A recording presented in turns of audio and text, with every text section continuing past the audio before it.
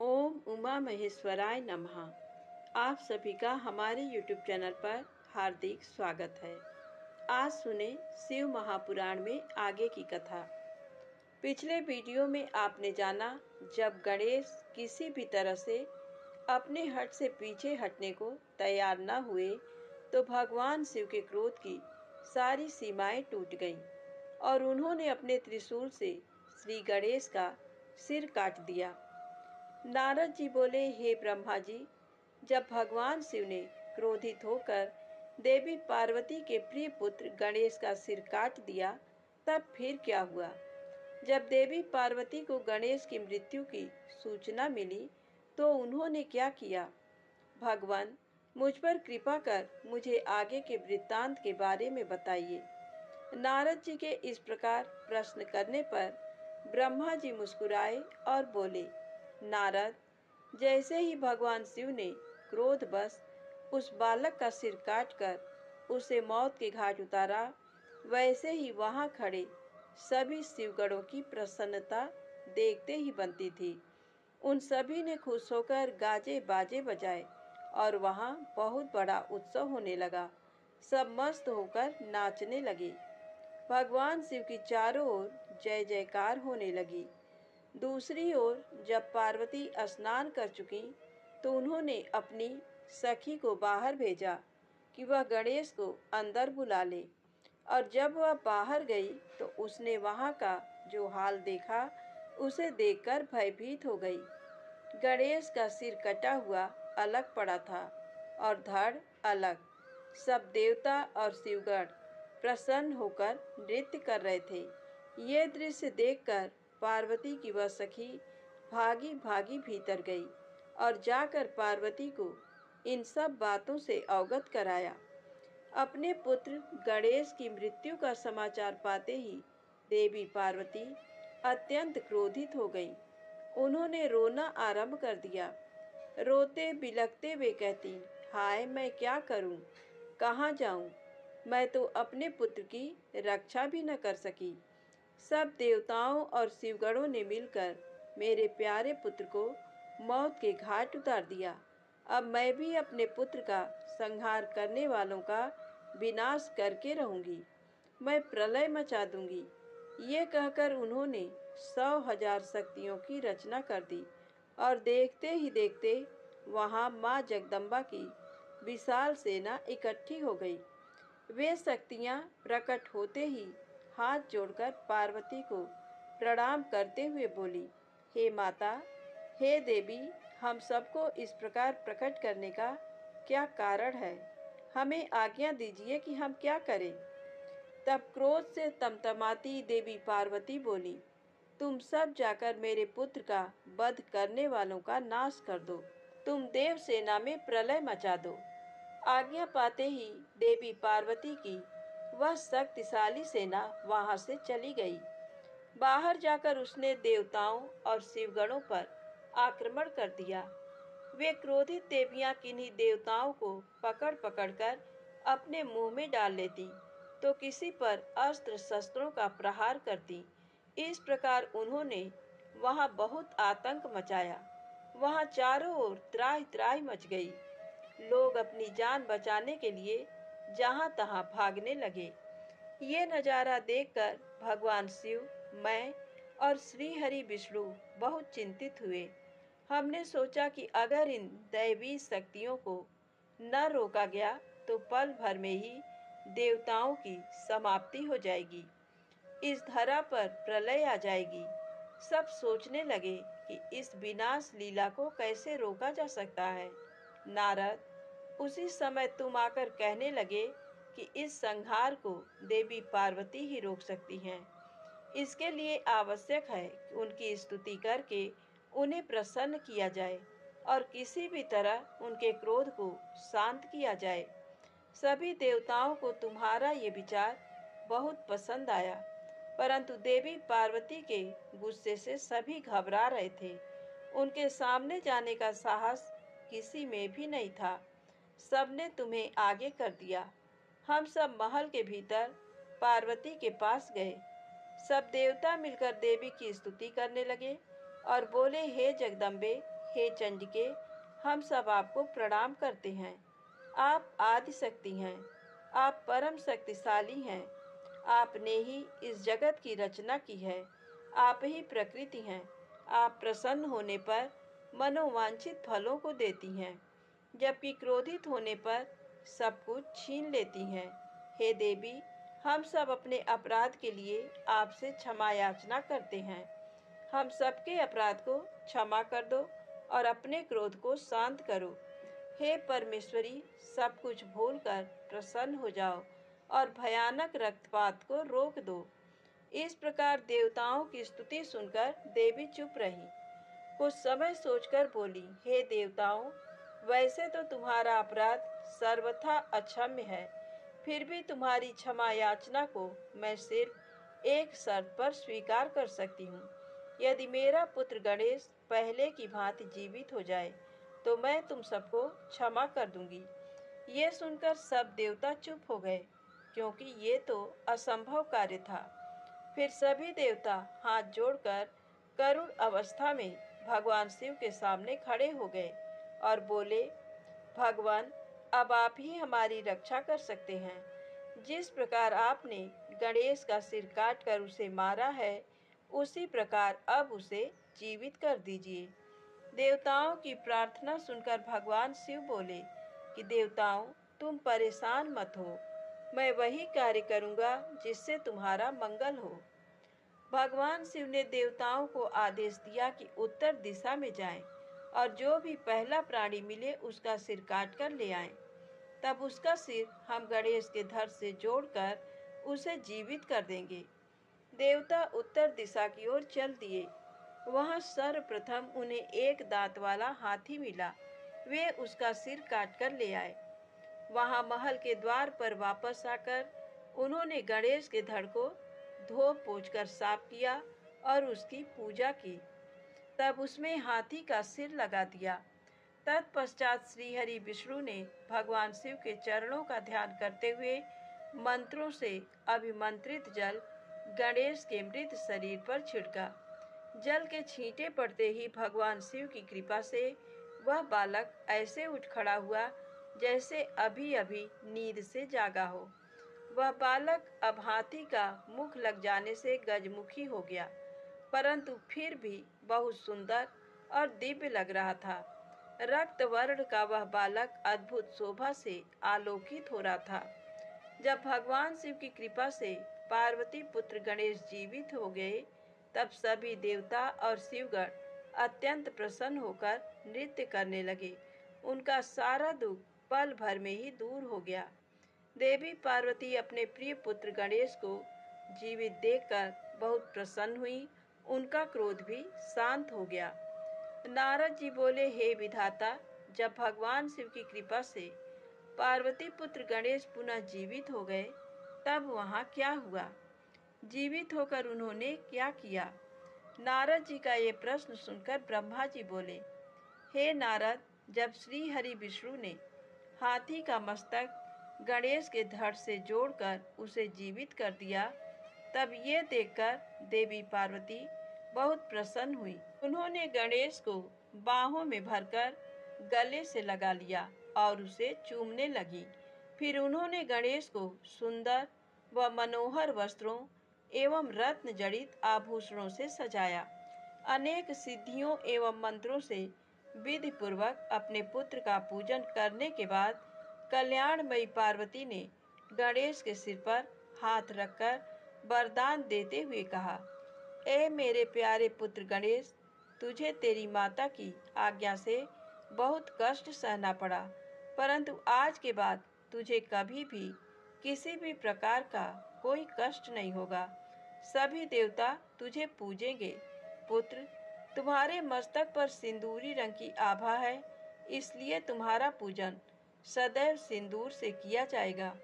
जो भी सिद्धियों और अभिष्ट फलों को प्राप्त करने के लिए तुम्हारा पूजन सिंदूर से करेगा, उसके काम में आने वाली सभी बाधाएं और विघ्न दूर हो जाएंगे।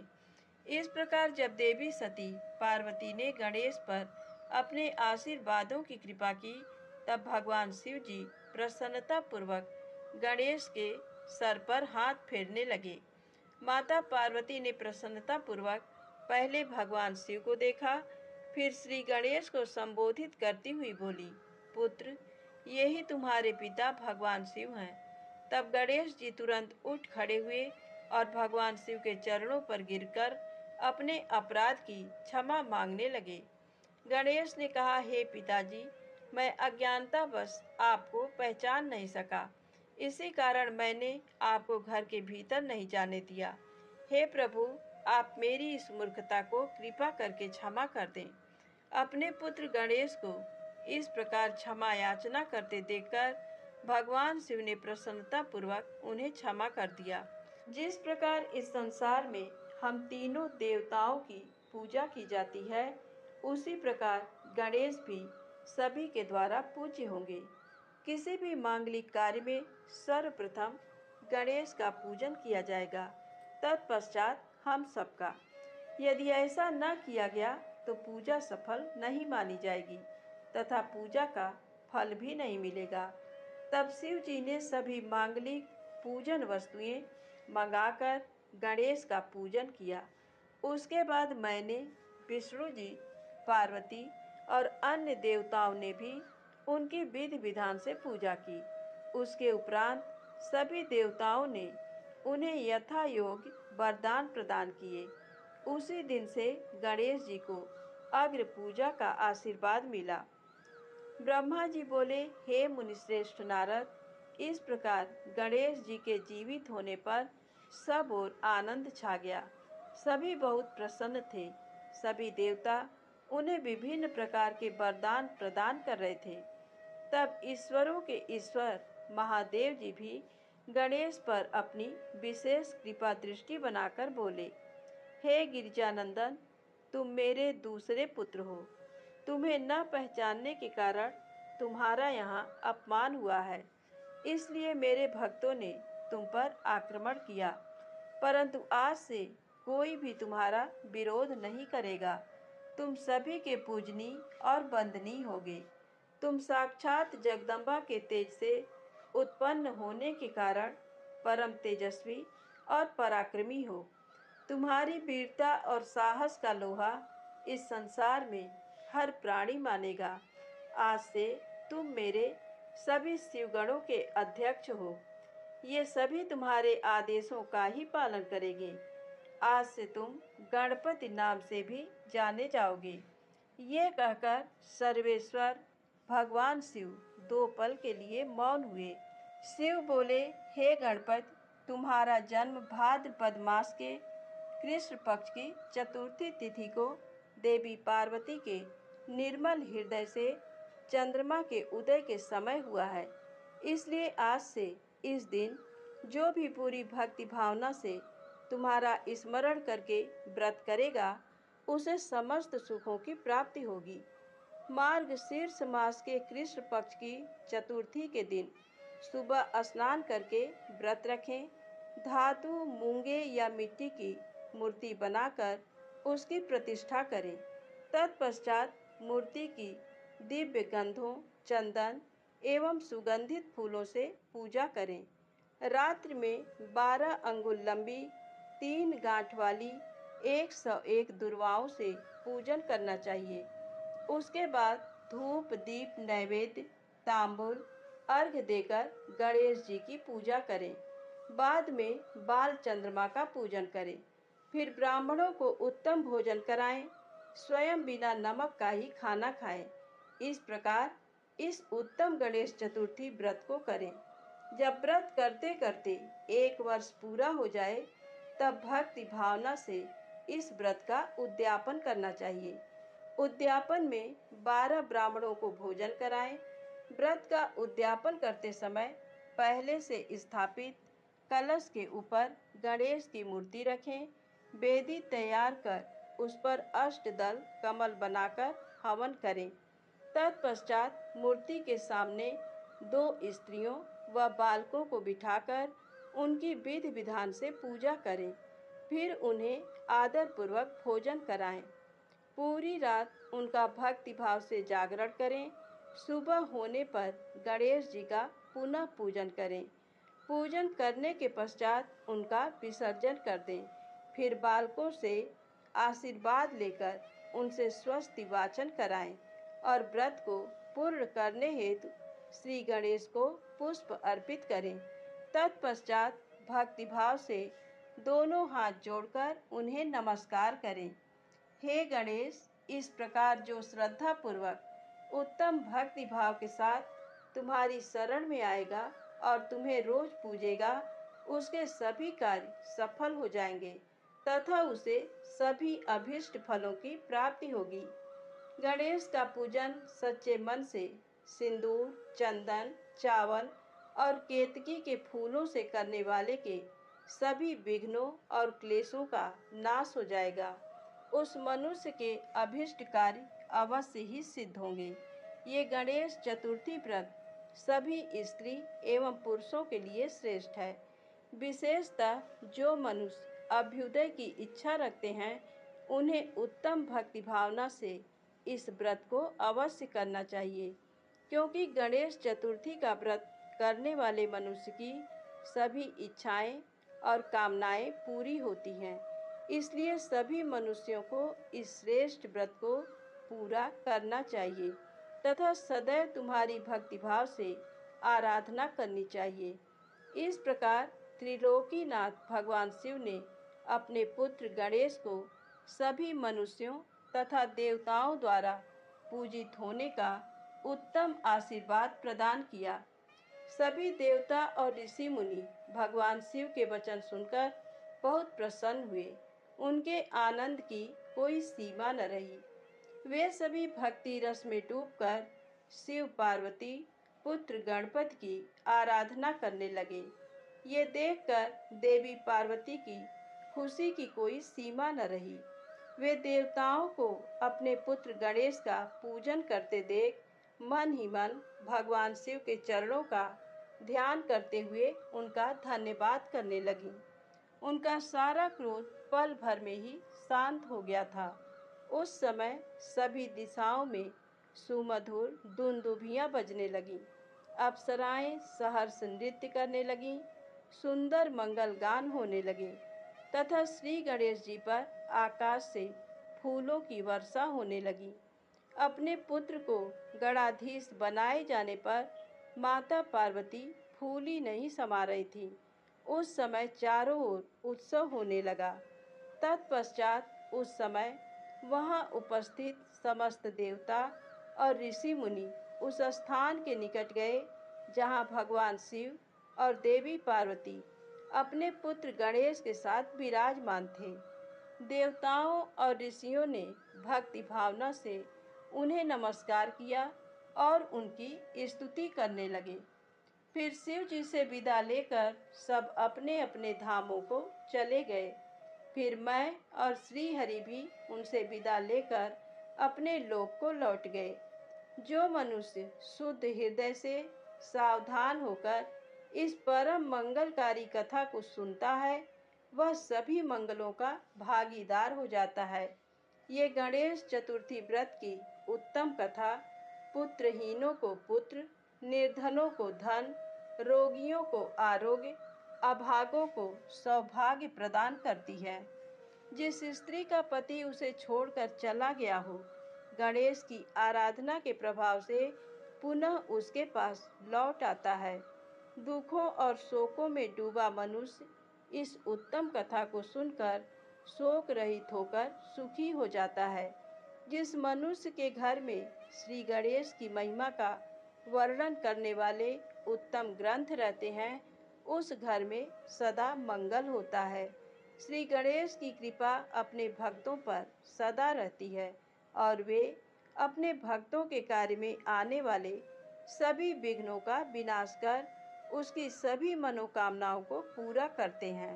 नारद जी ने पूछा, हे विधाता, आपने मुझे श्री गणेश के जन्म एवं उनके अद्भुत पराक्रम और साहस के साथ माता पार्वती के द्वार की रक्षा करने का उत्तम वृत्तांत सुनाया। अब मुझे ये बताइए कि जब भगवान शिव ने गणेश को पुनर्जीवित करके अनेक आशीर्वाद प्रदान किए, तब उसके पश्चात वहाँ क्या हुआ? ब्रह्मा जी बोले, हे मुनिश्रेष्ठ नारद। तत्पश्चात भगवान शिव पार्वती अपने दोनों पुत्रों गणेश और कार्तिकेय के साथ आनंद पूर्वक अपने निवास कैलाश पर्वत पर रहने लगे। शिव पार्वती अपने पुत्रों गणेश और कार्तिकेय की बाल लीलाओं को देखकर बहुत प्रसन्न होते और उन्हें बहुत प्यार करते। वे दोनों अपने माता पिता की भक्ति भावना से पूजा अर्चना करते थे, जिससे शिव पार्वती बहुत प्रसन्न होते। धीरे धीरे ऐसी ही लीलाओं के बीच समय बीतता गया और गणेश व कार्तिकेय युवा हो गए। तब एक दिन शिव पार्वती साथ साथ बैठे हुए आपस में बातचीत कर रहे थे। देवी पार्वती ने भगवान शिव से कहा कि प्रभु, हमारे दोनों ही पुत्र विवाह के योग्य हो गए हैं, अतः हमें अब दोनों पुत्रों का विवाह कर देना चाहिए। तब दोनों ये विचार करने लगे कि पहले गणेश का विवाह किया जाए या कार्तिकेय का। जब माता पिता ने अपनी इच्छा पुत्रों को बताई तो उनके मन में भी विवाह की इच्छा जाग उठी। दोनों पुत्र विवाह के लिए सहर्ष तैयार हो गए।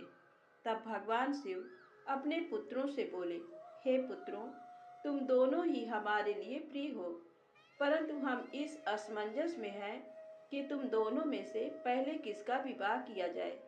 इसलिए हमने एक युक्ति निकाली है। तुम दोनों में से जो भी पृथ्वी की परिक्रमा करके पहले लौट आएगा, उसका विवाह पहले किया जाएगा।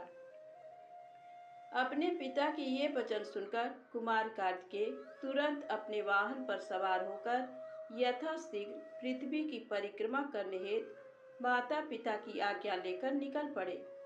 परंतु श्री गणेश वहीं यथावत खड़े होकर कुछ सोचने लगे। तत्पश्चात उन्होंने घर के अंदर जाकर स्नान किया और पुनः माता पिता के पास आए और बोले, आप दोनों मेरे द्वारा लगाए गए इन आसनों को ग्रहण कीजिए। मैं आप दोनों की परिक्रमा करना चाहता हूँ। तब भगवान शिव और देवी पार्वती ने हर्षपूर्वक आसन ग्रहण कर लिया। शिव पार्वती के आसन पर बैठ जाने के पश्चात गणेश ने उन्हें हाथ जोड़कर बारंबार प्रणाम किया और उनकी विधि विधान से पूजा अर्चना की। पूजा करने के बाद उन्होंने भक्तिभाव से उनकी 7 बार परिक्रमा की। माता पिता की 7 बार परिक्रमा करने के पश्चात गणेश हाथ जोड़कर प्रभु के सामने खड़े हो गए और उनकी स्तुति करते हुए बोले, आपकी आज्ञा को मैंने पूरा किया। अब आप यथाशीघ्र मेरा विवाह संपन्न कराएं। ये सुनकर शिव पार्वती ने गणेश से पृथ्वी की परिक्रमा कर आने के लिए कहा। उन्होंने कहा कि जिस प्रकार कार्तिकेय पृथ्वी की परिक्रमा करने गए हैं, तुम भी जाओ और उनसे पहले लौट आओ, तभी तुम्हारा विवाह पहले हो सकता है। शिव और शिवा के ये वचन सुनकर गणेश बोले, आप दोनों तो महाबुद्धिमान हैं, आपके ज्ञान की कोई सीमा नहीं है। आप धर्म और शास्त्रों में पारंगत हैं। मैं तो आपकी आज्ञा के अनुरूप पृथ्वी की परिक्रमा एक बार नहीं बल्कि 7 बार कराया हूँ। ये सुनकर शिव पार्वती बड़े आश्चर्यचकित होकर बोले कि हे पुत्र, तुम इतनी विशाल 7 द्वीप वाली समुद्र, पर्वत और काननों से युक्त पृथ्वी की परिक्रमा कब कराए? तुम तो यहाँ से कहीं गए भी नहीं। भगवान शिव और देवी पार्वती के इस प्रकार किए गए प्रश्न को सुनकर बुद्धिमान गणेश जी बोले, मैंने आप दोनों की पूजा करके आपकी 7 बार परिक्रमा कर ली है। इस प्रकार मेरे द्वारा पृथ्वी की परिक्रमा पूरी हो गई। वेदों में इस बात का वर्णन है कि अपने माता पिता की श्रद्धा भाव से पूजा करने के पश्चात उनकी परिक्रमा करने से पृथ्वी की परिक्रमा का पुण्य फल प्राप्त होता है। माता पिता के चरणों की धूल ही पुत्र के लिए महान तीर्थ है। वेद शास्त्र भी इसको प्रमाणित करते हैं। फिर आप क्यों इस बात को मानने से इनकार कर रहे हैं? हे पिताश्री, आप तो सर्वेश्वर हैं, निर्गुण निराकार पर ब्रह्म ईश्वर हैं। भला आप कैसे वचनों को झुठला सकते हैं? कृपा कर बताइए कि शास्त्रों के अनुसार क्या मैं गलत हूँ?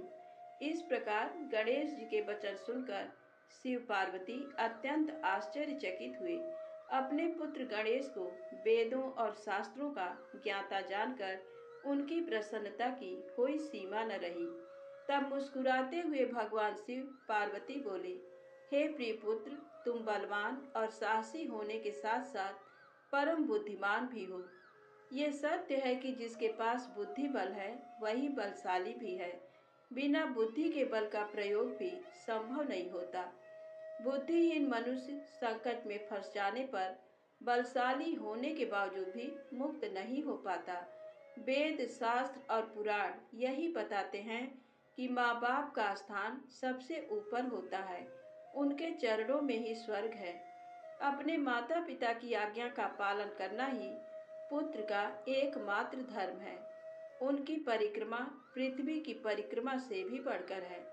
अतः तुम्हारी बात सर्वथा सत्य है।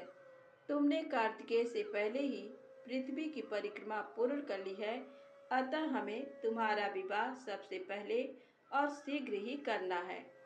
जब भगवान शिव और पार्वती ने गणेश की बात का समर्थन कर उसे स्वीकार कर लिया, तब गिरिजानंदन प्रसन्न हुए और अपने माता पिता को प्रणाम करके वहां से चले गए। महादेव जी अपनी प्रिया पार्वती जी के साथ बैठकर इस चिंता में डूब गए कि हम विवाह के लिए वधू की खोज कहाँ करें। जब वे इस प्रकार विचार कर रहे थे, तभी प्रजापति विश्वरूप कैलाश पर्वत पर पधारे और उन्होंने भक्तिभाव से शिव शिवा को नमस्कार कर उनकी स्तुति की। जब महादेव ने उनसे कैलाश आगमन का कारण जानना चाहा, तब प्रसन्न हृदय से विश्वरूप जी ने कहा, हे भगवान, मैं आपके पास अपनी 2 पुत्रियों सिद्धि और बुद्धि के विवाह का प्रस्ताव लेकर आया हूँ। प्रभु, सिद्धि और बुद्धि सुंदर और सर्वगुण संपन्न है। मैं उनका विवाह आपके पुत्र से करना चाहता हूँ। प्रजापति विश्वरूप के वचन सुनकर भगवान शिव और देवी पार्वती बहुत हर्षित हुए और उन्होंने उनका विवाह प्रस्ताव स्वीकार कर लिया। भगवान शिव शिवा ने अपने प्रिय पुत्र गणेश का शुभ विवाह सिद्धि बुद्धि के साथ आनंद पूर्वक संपन्न कराया। इस शुभ अवसर पर सब देवता हर्ष पूर्वक सम्मिलित हुए। उन्होंने गणेश को सपत्नी ढेरों आशीर्वाद और शुभाशीष प्रदान किए और अपने अपने स्थान पर लौट गए। तत्पश्चात श्री गणेश अपनी दोनों पत्नियों के साथ आनंद पूर्वक विहार करने लगे। काफी समय व्यतीत हो जाने के पश्चात उनके 2 पुत्र उत्पन्न हुए। सिद्धि से उत्पन्न पुत्र का नाम शुभ तथा बुद्धि से प्राप्त पुत्र का नाम लाभ रखा गया। इस प्रकार श्री गणेश अपनी दोनों पत्नियों और पुत्रों के साथ आनंद पूर्वक रहने लगे। जब श्री गणेश को सुखपूर्वक अपना जीवन व्यतीत करते हुए काफी समय बीत गया, तब कुमार कार्तिकेय पृथ्वी की परिक्रमा पूरी करके लौट आए। वे घर पहुंचने ही वाले थे कि रास्ते में ही उनकी भेंट नारद तुमसे हो गई। तब तुमने कार्तिकेय से कहा कि तुम्हारे माता पिता ने तुमसे सौतेला व्यवहार किया है। तुम्हें पृथ्वी की परिक्रमा पर भेजकर तुम्हारे भाई गणेश का 2 सुंदर कन्याओं से विवाह कर दिया है। अब तो उनके 2 पुत्र भी हो चुके हैं और वे आनंद पूर्वक अपना जीवन सुख से बिता रहे हैं। ये तुम्हारे माता पिता ने अच्छा नहीं किया है। नारद, तुम्हारी ऐसी बातें सुनकर कार्तिकेय क्रोध में भर गए। वे अत्यंत व्याकुल होकर अति शीघ्र घर पहुंचे। क्रोध के कारण उनका मुख लाल हो गया था। कैलाश पर्वत पर पहुंचकर उन्होंने अपने माता पिता को हाथ जोड़कर प्रणाम किया। तत्पश्चात उन्होंने अपने माता पिता से इस विषय पर अपनी नाराजगी प्रकट की। कार्तिकेय ने कहा कि आप दोनों ने अपने ही पुत्र को धोखे से यहाँ से भगा दिया और अपने प्रिय पुत्र गणेश का चुपचाप विवाह रचा दिया। आप दोनों ने मेरे साथ सौतेले पुत्र जैसा व्यवहार किया है। यदि आप गणेश का ही विवाह पहले करना चाहते थे, तो मुझसे एक बार कहते, मैं स्वयं अपने भाई गणेश का विवाह उत्साहपूर्वक आनंद के साथ कराता। परंतु आपने छल कपट का सहारा लिया आप सिर्फ एक पुत्र से ही प्यार करते हैं। मेरे होने न होने का आपको कोई फर्क ही नहीं पड़ता। अतः मैं यहाँ से हमेशा हमेशा के लिए जा रहा हूँ। अब मैं क्रौंच पर्वत पर जाकर सदैव तपस्या करूँगा। ये कहकर कुमार कार्तिकेय वहाँ से चले गए। भगवान शिव और पार्वती ने उन्हें समझाना चाहा, पर उन्होंने उनकी बात अनसुनी कर दी। नारद उस दिन से स्वामी कार्तिकेय कुमार नाम से प्रसिद्ध हो गए। तब से इन तीनों लोकों में उनका नाम कुमार कार्तिकेय विख्यात हो गया। कार्तिकेय का नाम पापहारी, शुभकारी, पुण्यमयी एवं ब्रह्मचर्य की शक्ति प्रदान करने वाला है।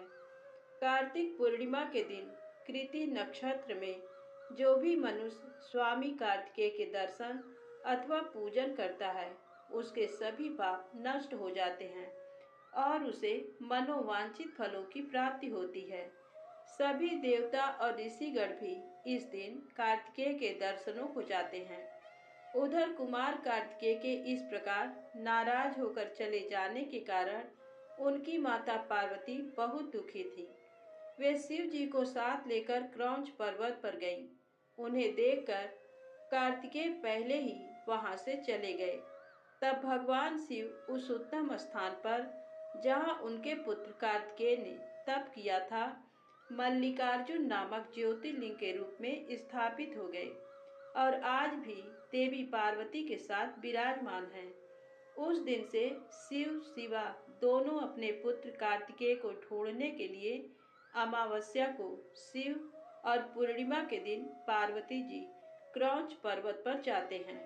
नारद, मैंने तुम्हें समस्त पापों का नाश करने वाले श्री गणेश और कार्तिकेय के चरित्र को सुनाया।